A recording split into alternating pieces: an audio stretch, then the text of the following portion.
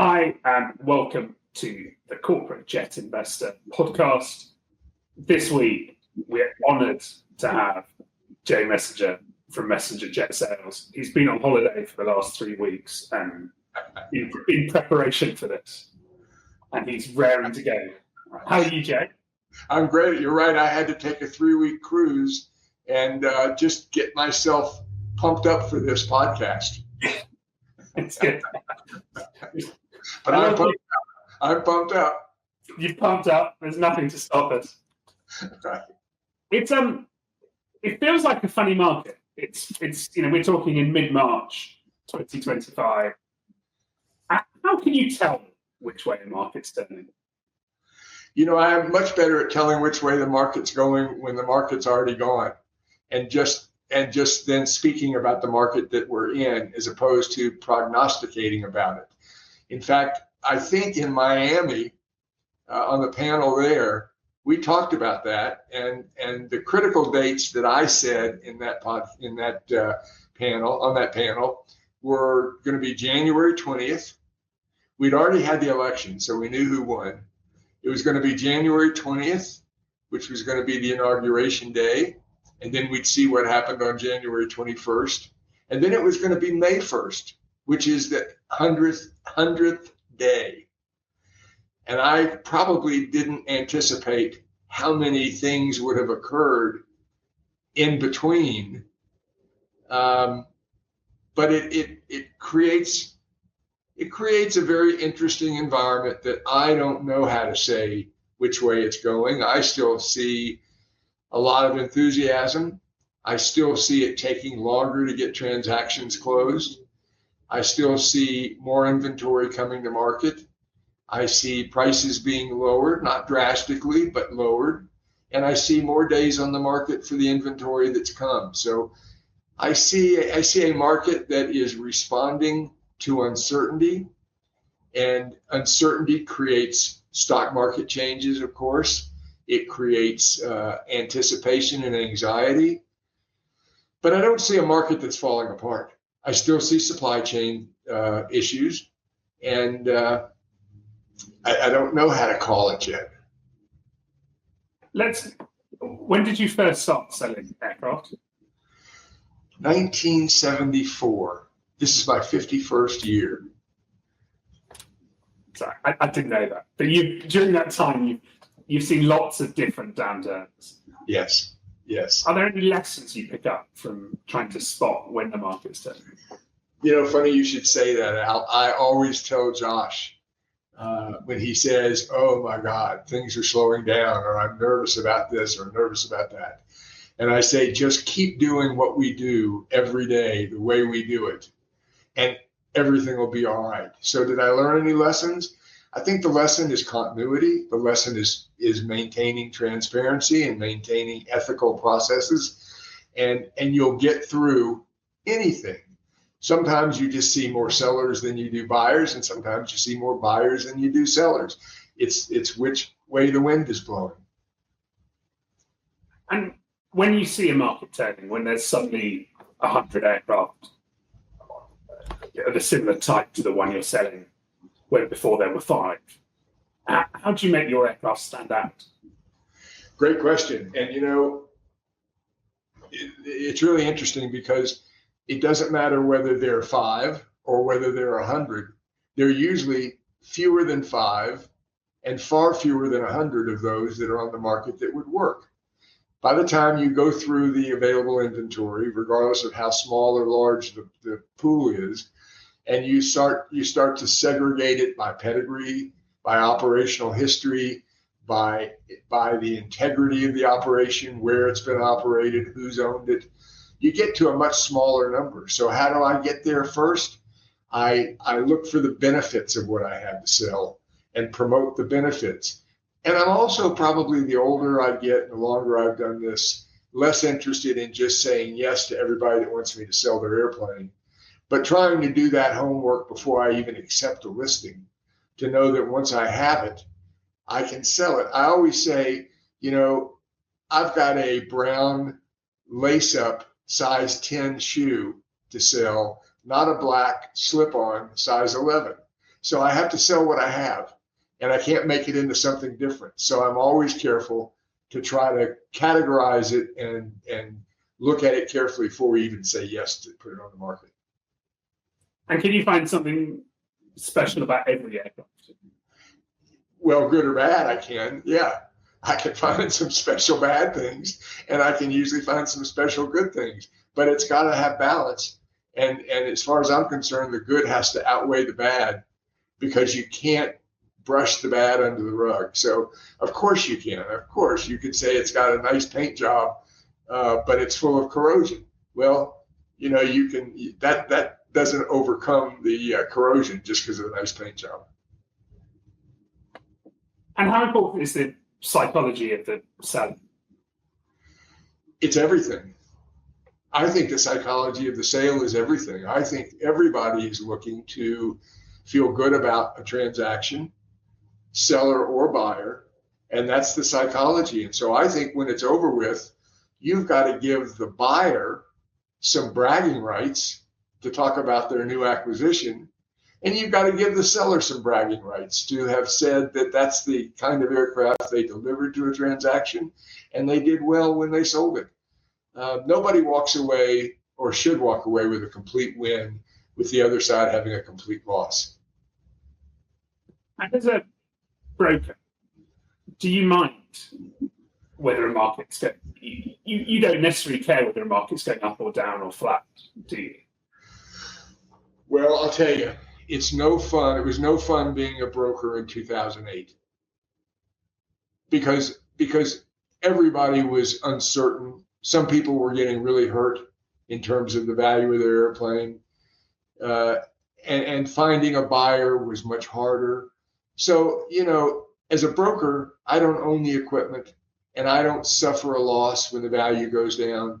On the other hand, as a broker, if we're in a market that is dramatically slower, not only does it have more days on the market for the airplane, but it's more days it takes me to represent it before I can get to a sale. So it does matter to me, and balanced markets are much more fun to be in. But you got to take the market that comes along. I don't get to make the market. I have to deal in it. So to your point, I try to find markets that are, I try to find sellers in down markets that are realistic. I try to find buyers in up markets that are realistic, and then create a transaction. Let's go back to the global financial crisis. How early on did you realize that the market was about to turn? Almost one day to the next, Al. I mean, literally one day to the next. I had people that had made an offer to purchase an aircraft one day, and 2 days later they came back working to get out of it, as did the OEMs. We didn't have an advance notice, and nobody had been through anything. Even the .com bubble burst in like 2001 or whatever the year was. I don't think that anybody expected or anticipated a global crisis like we stepped into in 07, 08. And also, presumably, you didn't anticipate it lasting so long, the sort of, right, the lost decade. It was every bit of that. And then there were some unspoken downturns in 2013 and 2014 when the price of oil went from $150 a barrel to $50 a barrel, and the value of our dollar went up so significantly, and oil changed so dramatically. I mean, I think that we started to get going in maybe 2010, getting back some traction. And then by 2013, we had sort of unspoken recessions going on because of some other issues. So, and when you deal in a piece of equipment as specialized and as expensive as a business aircraft, we are subject to every whim of a market, every whim of economic factors. We are hit more quickly. I try to say that we, as a broker, we're probably the last to know when something's going to change, because people are trying to hang on, people are still trying to buy. But we get involved. We're late to get started, and we're quick to come back. As soon as people can afford to come back, they come back. And that's exactly what happened when the COVID lockdowns ended. Yeah. Right. In fact, when the COVID lockdown came, we went into high gear trying to decide what this would do to the price of airplanes. And we really looked at it and we're completely wrong. We said, okay, the price of airplanes are going to go down between 5 and 20%, depending on the pedigree, the age, the type of airplane. And you know what? They went up 10% a quarter for 3 or 4 quarters. We were just completely wrong. But what we didn't understand, and nobody understood, was what it was going to do to demand, and how broad reaching, and also how much wealth was going to be created during that period. Yeah, I think a lot of us felt, I thought we were going to see a big crash because, if people aren't earning money, they can't afford to fly private. Yeah, I think the wealth creation surprised everyone. Yeah, right. If I'm buying an aircraft, what should I expect it to depreciate by every year? If I'm just doing a rough rule of thumb. We tell people 5 to 10% a year, and that's a function of its age, its pedigree, its category. Newer ones depreciate less. Older ones start to depreciate more, but I don't think they depreciate more than 10% a year at the worst. And I don't think you can expect it to depreciate less than 5% at the best. And if it ever goes up, just count yourself lucky. And when it goes up, count yourself lucky. I remember at I think it was one of the Miami events, on another panel I was on, I think Chris Ellis said, people are still playing with house money right now. There was so much value that was created that you couldn't expect to last, but you took advantage of it while it was there. So you've been really honest. You're not trying to predict the next year, and I don't blame you. What other trends are you seeing? Well, the trends I'm seeing are, I'm seeing more inventory, I'm seeing reduction in prices, and I'm seeing more days on the market.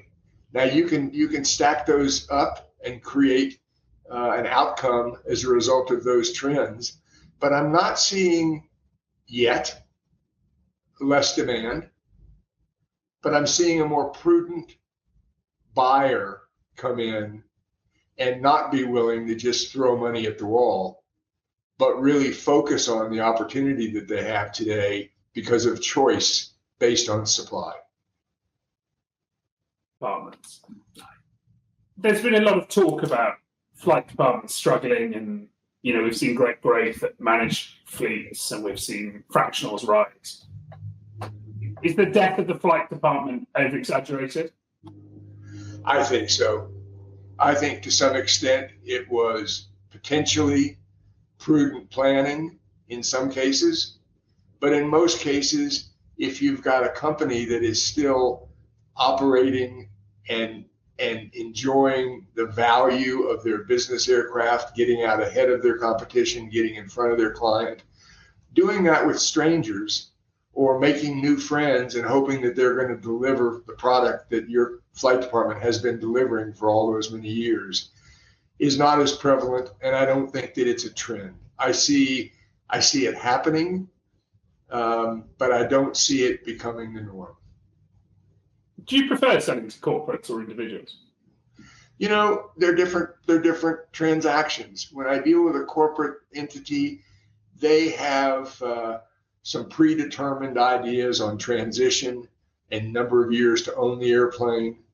They're very focused on mission fulfillment and getting the greatest and latest technology to meet the needs and meet them safely and get exactly where they want to go and be very prudent about that.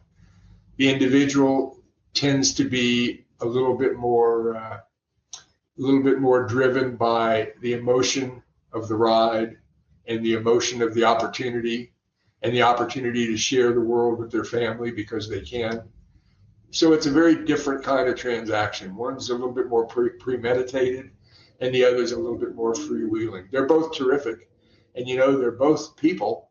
So whether it's a corporate person or an individual, you get some nice ones, you get some with good taste, and you get some that are smart, and you get some that are challenging.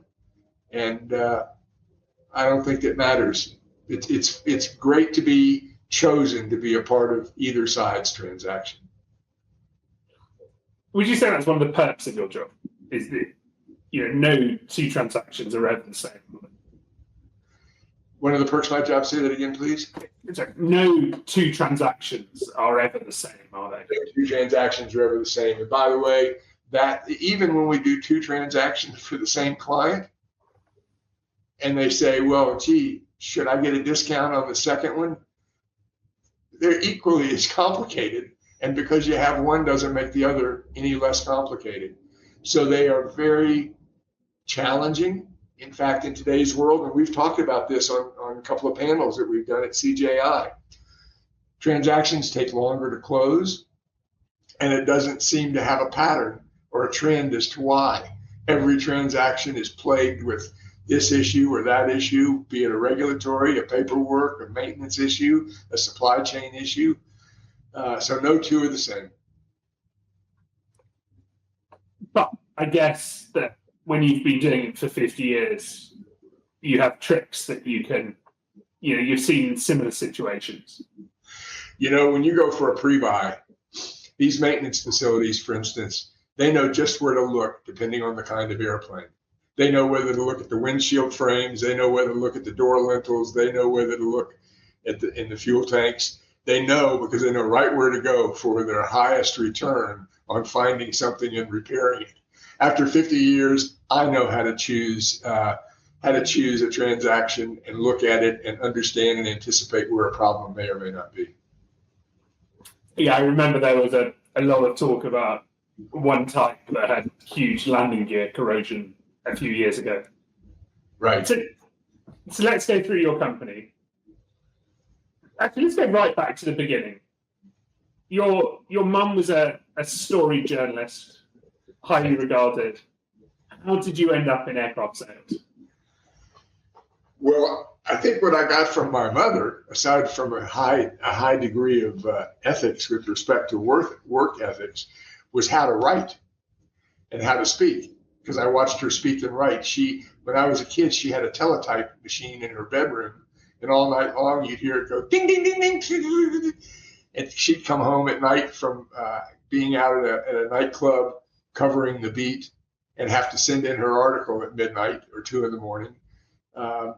But I didn't learn that, and that's not how come I got in the business. I got in the business, strangely enough, because as I was leaving college, I went to my godfather. I didn't know what I was going to be when I grew up. I wasn't going to be an attorney, and I wasn't going to be a doctor, so there's all this stuff in between. And I said, gee, what do I do? And he said, come to work for me. I'm in the beer business. This was in Houston. And none of my kids are really going to get into this industry. Come on in. And I did. But during high school, I learned how to fly and was a flight instructor in college. So I went to work for him, and one day I was in my little cubby counting money from a day's worth of beer sales. And he came in on a Friday and he said, you know all about airplanes. Let's go I want to buy an airplane. Come with me today. That was a Friday. What he wanted was a Piper Navajo. And so we went to the dealership in Houston. It happened to be going out of business. So rather than buy an airplane, we bought the dealership. And he said, you know all about airplanes. Come run this. And I was 21 years old, so I knew nothing about anything, but how to maybe take off and land a Piper 150, a Cessna 150. But I went there and we took this fledgling, bankrupt Piper dealership and turned it into Piper's #1 dealership in a year. And after a couple of years, he came to me and he said, why don't you either come back to the beer business or I'll give you this dealership. I was so stupid and naive at the time. I should have taken the beer business, but I came back to the airplane business and he gave me the dealership and then grew from there and have been in it. That was 51 years ago. Okay, and you're very much a family business. So let's talk about your key partner. How did you meet her?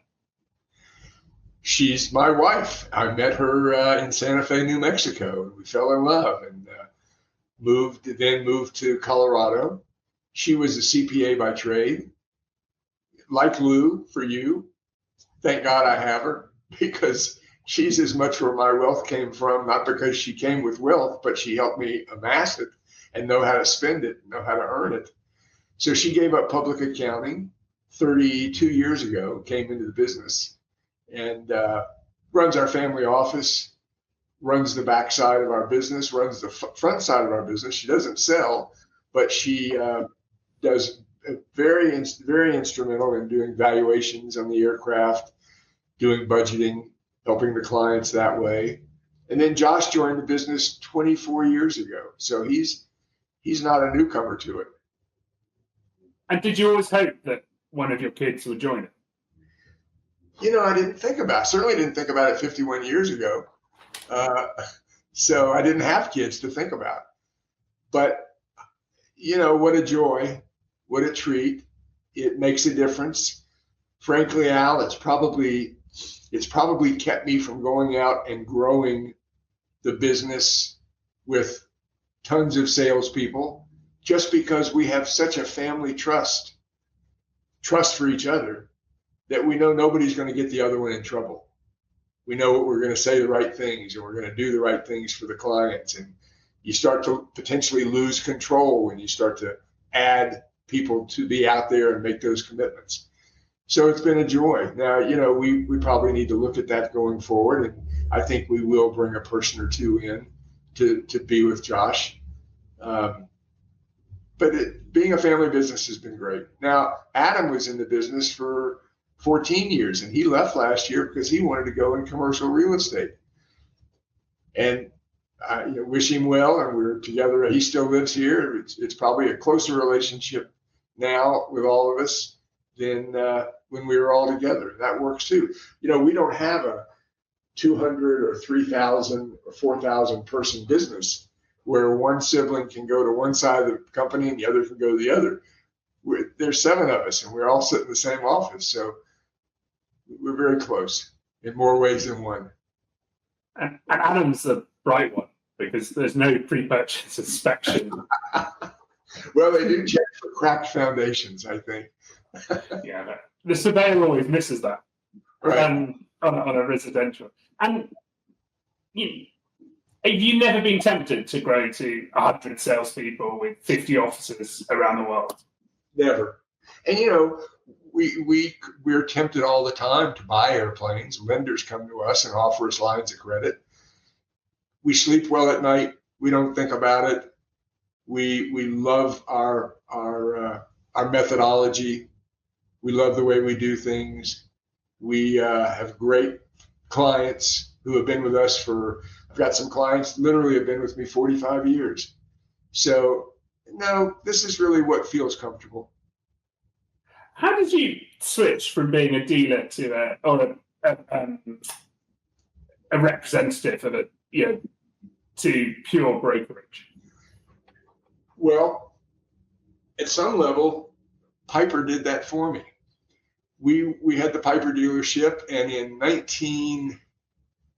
85, Piper, like most of the general aviation manufacturers, either stopped building airplanes altogether or reduced dramatically the number they built and distributed them directly because of product liability that lasted forever. So a kid could go into a barn, find under a stack of hay an old Piper Cub, pull it out, fly it, kill themselves, and 30 years later they could go back and sue Cessna. Actually, Russ Meyer was one of the ones who was the chair of Cessna at the time, one of the ones that really was so proactive to go to Congress and have that law changed and make it an 18-year product liability for aircraft. But that's what happened. Piper stopped building for a while. And at that point, we had already made so many great friends buying and selling their Piper products that they just hired us then to help them broker. In those days, turboprops mostly, and then into jet planes. And that's how that transition evolved. And that was your customers would start off with a Piper, flying it themselves mainly? Often, absolutely. Yeah. And as their business grew or their wealth grew, Yeah. they'd move to a King Air or a Baron, and then into a jet. Yeah, exactly. Some of those clients we just sold an airplane, a new Latitude to a client whose family had been doing business with me starting that way 45 years ago. What's a typical Messenger client like? Well, they're nice, they have good taste, and they're smart. I made that too easy for you. But nowadays, it's more common than then to see someone come in and go straight for a G700 or a Falcon or a Global, isn't it? You know, I had a webinar today, and I had Ken Rickey on as one of my panelists. And one of the things he was saying is that at FlexJet, their average client is now 10 to 15 years younger than they used to be. So, and they're coming in and going for the long range airplanes, not the Phenom 300s. So yeah, it is not uncommon with the tremendous creation of wealth, specifically starting in the pandemic era, that people are coming in and reaching up and not reaching down in terms of category and ability for an airplane. And they're paying a little less attention, for instance, to mission profiles and mission fulfillment, and just getting the bigger plane that can go faster and farther. Do you miss the days when the buyer was often the Piper, when they were just in love with buying the Piper? You know, in those days, I sat in the front seat next to the buyer, and that's where the buyer sat. Today, they turn right and go to the back, and that's where I go. And I think they're more sophisticated, at least in their selection process, than they were then. Then it was, well, what could I buy and learn to fly myself? And it started with a Cessna 150 or a Piper Arrow. Today, it's where do I want to go? What's the best way to get there? You know, you're dealing with $2, $3, $4 million a year annual cost to operate these airplanes, not the price of 16 gallons of av fuel to put in the airplane. What does that cost? So it's more sophisticated, it's more challenging, it's more interesting today dealing with that kind of a client. And when did you start targeting international deals? Almost right at first, because as we had, you know, we were in Houston, Texas, and Houston was a big oil capital. Texas was. And so there was a lot of early international kind of work that we did and that we learned from. And then you moved from Texas. We left, well, once we didn't have to have the Piper dealership with respect to a territory, we moved to Santa Fe, New Mexico in '87 and stayed there until '93, and then we moved to Boulder, which is where we've been. And why Boulder? You know, Boulder was a great place to raise the kids. New Mexico didn't have as good a preparatory schools to get the kids ready for good colleges. New Mexico is a great place to live, beautiful surroundings, lovely people. But we wanted to get to the same kind of climate. We wanted to get to a small town like we were in Santa Fe. And Boulder just seemed like a natural progression. And it's been a great place to raise the kids and a great place to have the kids raise their kids. And when you moved there, was it a less competitive aircraft sales market, or was that irrelevant? It was a different market. You know, in those days, like in '85, I don't know what year AMSTAT started, but AMSTAT started, and the world, everybody was afraid was going to change, because all of a sudden the value that I had was what you didn't have. I knew things you didn't know. So I had something to sell that you didn't know about. Amstat came along and created a multiple listing kind of a service. And then, of course, JetNet that rivaled what the MLS service in the United States is in terms of property and real estate. So we had to learn, number one, to not be afraid of technology and know that it wouldn't put us out of business. Many people thought it was going to put them out of business. And so a small group of dealers wanted to buy Amstat and put it out of business, just like today they want to buy the controller and put it out of business. But it changed us, and we learned that if we would just be smart and understand that there was now going to be a deluge of information and people were going to need us to help them sort through it, and that's where our value would come. And then that created more brokers than dealers. We were actually one of the first groups that did acquisition brokerage, where people would hire us to buy. Most people would think they'd hire a broker to sell. So we created that. It didn't stop us or slow us down, technology. It really gave us a real boost. And also, you did some amazing marketing efforts. Can we talk about the mobile phones? Yes. Well, I was going to show it to you, but we're not on camera. But yeah, what we did is we took had a beautiful silk covered box, and in it was a pedestal, and on the pedestal was a cell phone. And on the lid, when you opened it up, it talked about the fact that you only needed to know one person to call, keep this on your desk. And when you needed to make that call, push 1, 2, or 3, 1 for Jay, 2 for Josh, and 3 for Sandra. And we had these phones, we put them into service, we programmed them, and we sent them to 100 people. And then we sat back and waited for the phone to ring. And, it did a little bit. It was more novel.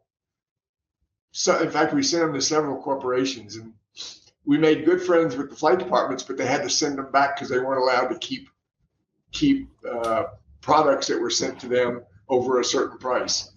So, it was a pretty unique and fun and exciting piece to do. Do you think you sold anything off that? I don't think I sold anything. I told people I sold my sofa, my color TV that day, but I don't think I sold any airplanes. You also went into video very early. Yeah. In fact, it's on my website at jetsales.com. You can see it. I don't even know what year we did it, but it was probably early 80s. And we did that. And so then what did we do? We sent out a video, a VCR tape, beta probably in those days, and you put it in. And by the way, you had to mail it, because I don't even think there was FedEx in those days. So there was nothing like, oh, click this link and you'll see it right now. You had to mail it, and then they'd see the airplane, and it was okay. It's fun to look at today. One of the fun lines in it is I say, we have and thanks to our private internal computer system, we track the airplanes. I also like the fact your accent has changed since then. Well, if I get around people from Texas, it gets a little thicker, but otherwise. You have to watch it. It's on jetsales.com, which also shows you how early you embrace technology, because that URL is a pretty good one. Yeah, we it really did. We understood, Al, was branding. And I'm not sure how I understood it so well, but we've invested in branding from the early days, and we've been consistent with it. We've had continuity. We don't just put out one ad, we put out series of ads. We invest in rerunning them. Today, one of the things that has been so successful for me is sponsoring your CJI webinars. That's great. We can't turn this into advertisement, because then we have to tell Spotify. Oh. What's next in broking? What's next? What? I'm sorry? What's going to be the next big trend in brokerage? Oh, that's great. I'm not sure if I know. I think that it's going to be more of the same. I think the secret to our success, and we're not alone. There are some wonderful people that do what we do that I call friends. It's just the value of transparency, the value of communication. I don't know that we're going to be able to communicate any faster than we do now. I think that whether or not you're going to really have standard forms for contracts or LOIs, IATA, which I'm a proud member of, has tried that and talked about it. And earlier in this podcast, we talked about the fact that every transaction is different. So it's very hard to have one contract that meets all the need of a transaction.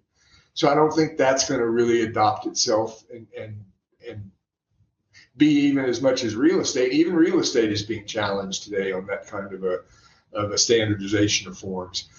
I think it's going to be, it's just, it's a people business, people selling people airplanes. And I don't think that's going to change. We talked about the psychology of transactions. And you use the word friends a lot. And I know you are friends with lots of brokers. How often does a transaction fall down when you have two brokers who have a huge role in the deal, they're leading it, don't get on? Well, funny. I think that the transaction, I just talked a minute ago about it being a people business. But when an airplane transaction falls apart, it's most often because of the equipment. It's most often because of a finding during a pre-purchase inspection that can't be remedied or creates a significant finding. It's usually less about the people as a reason for a transaction to come apart. That's interesting. That could be the big change in the future. Because if manufacturers are monitoring an aircraft, if it's got sensors on it, if when you're doing a pre-buy, maybe you just have AI go and look at the digital records and go, this engine looks great. That could be the thing that simplifies transactions. Maybe that will take the place of when we send our technical director to an airplane to spend 3 days doing a site visit. Maybe, although, people are less interested, I think, Al, in reading a 10-page AI report as they are in getting the opportunity to talk to someone that really spent 3 days with the airplane, going all through it and keeping the emotion of the transaction high. We'll see. I think that's a great point because AI won't tell you if the aircraft smells. Right. And we talked about a family business. You're clearly doing something really brilliantly. You've had Josh has been there so long. You and Sandra have been together for so long. What's the secret of making a family business work when you've got people from outside the family? I know many of them have been with you for decades as well. Right. Yeah, Ruth's been with us. She reminded me this morning, 24 years. What's the secret? God, I think it's the same secret we have in keeping our clients. Being transparent, being open, know that every day is not a holiday. Some days are difficult. Some things you need to say are not easy, but you got to say them. And just being honest. And I think making it a place, it's not only a place that your customers want to come, it's a place that your family wants to come. And working on that. And it doesn't happen by accident. And if you think it does, that's when the wheels are going to come off. You did an NBAA podcast today. Town Hall, whatever I can't remember what News Hour. You did an NBAA News Hour today. And on it you had some fantastic people who've led the industry for many years, many of whom are now running associations. Who do you really look up to? Who are the people you think have really shaped the industry in the last 50 years?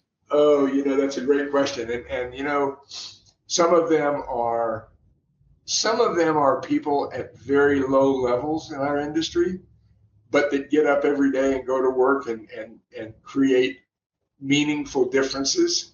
And some are, we had Ken Rickey, Jack Pelton, Pete Bunce, and Ed Bolin today. And what I've said, both on the town halls and on the news hour, is I am so flattered whenever I call somebody and ask them to join the panel. Nobody ever says no.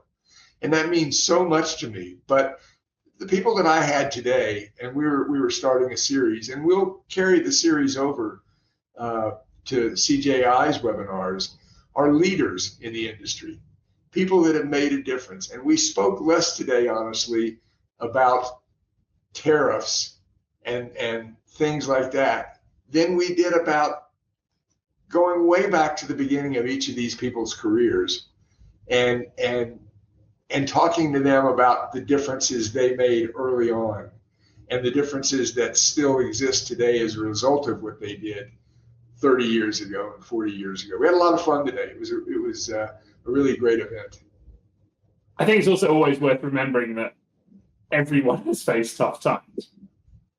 Yeah, I remember during COVID, I had a long call with Brian Moss. He was at Bombardier and Gulfstream, and he'll tell you about selling whitetails.